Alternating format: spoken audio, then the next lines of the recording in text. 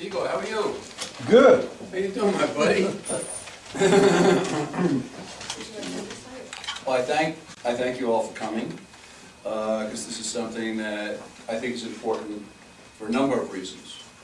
One in particular, and I'll introduce her in a little bit, but this issue was brought to my attention by a Staten Island constituent, Monica Paquette.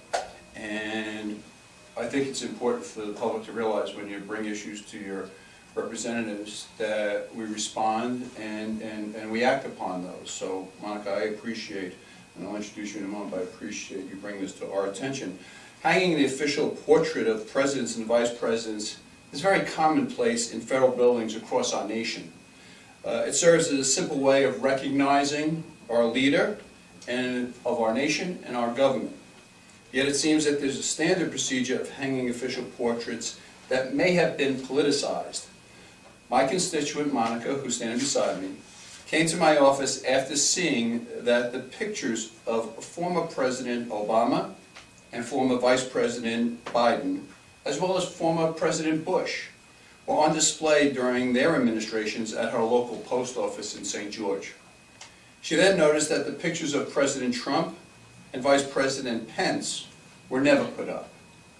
After submitting a complaint, she was told by the post office that they weren't allowed to hang pictures of President Trump due to a regulation prohibiting photographs of the President and Vice President from hanging in our post offices. That rule wasn't enforced for years until now. The nail from which President Obama's portrait once hung is still present in that post office. That's pretty suspect, if you ask me. That's why I am introducing next week, when we return to Washington, legislation that will require post offices to display the official portrait of any incumbent president and vice president. By making the portrait requirement uniform throughout all post offices, there's no second guessing as to whether a portrait should be hung or it will be prevented from, and we will prevent allegations of political bias in the future. This isn't about political parties or whose ideological leanings is best. It's about removing a silly, little-known regulation that was ignored for decades to begin with. My job as a representative of the people of New York's 11th Congressional District is to act upon issues that they bring to my attention. When they come to me with an issue, I will find a solution for it. This bill idea comes from the people of Staten Island, and I look forward to introducing it next week. Now, I'd like to introduce to you my new friend, Monica Paquette, who noticed the discrepancy in her office and took action to get it fixed. Monica? Thank you, Congressman. Thank you very much. I was going to... Over here. Oh, no, you better stand over here. I've been going to the post office in St. George for about 15 years. And about a month ago I went and I noticed that the presidential portrait was not hanging on the wall. I was concerned because prior to that, both Presidents George Bush and Barack Obama's presidential portraits were there. I spoke with the manager and he gave me a copy of a letter that listed prohibited postings according to the Postal Ops Manual. And that included photographs and likenesses of politicians, presidents, and even the Postmaster General, which I found I was surprised by that. I was also concerned about the timing of it, since the rule was implemented after the 2016 election. So I contacted Congressman Donovan's office and I placed a request for more information. And I learned that the U.S. Post Office is the only federal agency that is prohibited from displaying the presidential portrait. It made no sense. So I wanted to thank you for starting legislation, introducing legislation to handle this matter. Thank you. And hopefully, after we pass this legislation, these two portraits will be hanging in the St. George Post Office. That's good for me. Right. Thank you. You're welcome. So we will we'll take any questions from anyone who may have one. So currently, there's no portrait hanging in there? I can say as of a month ago.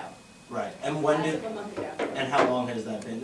Right after the election, the Obama I'm one gonna was say in taken down? February, because I asked about it in November Okay, of 2017. And at Okay. that time, I don't think the presidential portrait was released. I believe it was released the end of the year or January. So I Okay. went back in February and inquired about it. At that point in time, I knew that the presidential portrait had been released. So that's why I asked about it. thank you. You're welcome. Thank you for your question.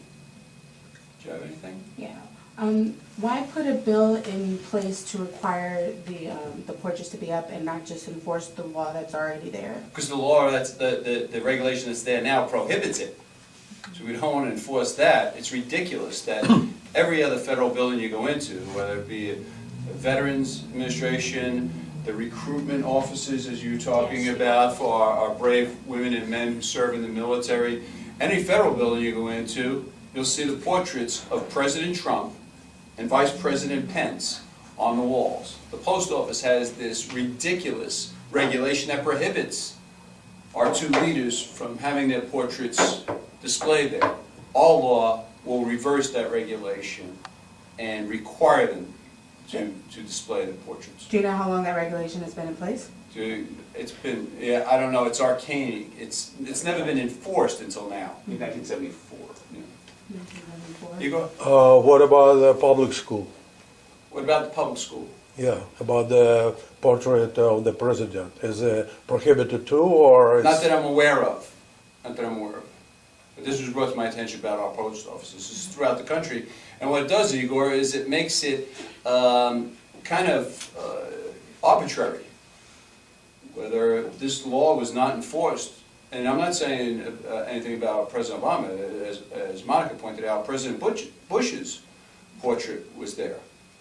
So it was both a Republican president and a Democratic president, but now President Trump's portrait is not there, nor is Vice President Pence's portrait, because now they decided to enforce this regulation. Thank you. Thank you. And those, doesn't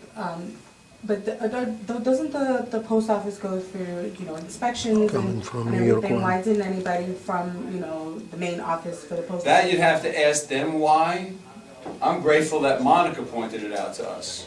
And I'm grateful, and this legislation gets passed in the House of Representatives and the United States Senate, and the President signs it into law. It's going to be because of this woman who's standing next to me.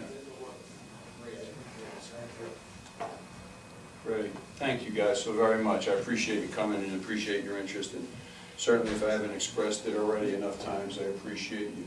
Thank you. Thank you. Thank you very much. Before, it's twofold. One is that the public sees that their representative in Washington reacts when they bring an issue to the office. Monica brought this issue to, it was very important to her that her president's portrait be displayed in the federal United States Postal Office, one of which she has used for 15 years, one of which had President Obama and President Bush's portrait, except President Trump and Vice President Pence's portraits were absent. She went to the post office before she came to my office. And she's given this explanation that there is a regulation in the post office that prohibits the president and the vice president's portrait from being there. That's when she came to our office. So we're going to introduce legislation next week to correct that ridiculous regulation that prohibits the president and vice president from being in our post offices. And as you said during the press conference, all government buildings have the portraits on display. How is it that the post office didn't have? Yeah, I don't know. And why was it so important for somebody in 1974 or whenever this regulation was put into place to say we're not going to put the president's portrait in our post offices? So we're just trying to correct a wrong that's been in existence for so long, but it's been arbitrarily enforced. This is the first time that I've heard that the regulation is being enforced. And from Monica's experience, 15 years of going to the St. George post office, it's the first time that she's seen it enforced. And do you know how many post offices on the island do not have or have the portraits? Well, I suspect that if the regulation is being enforced, that none of them would have the president's portrait there. Right.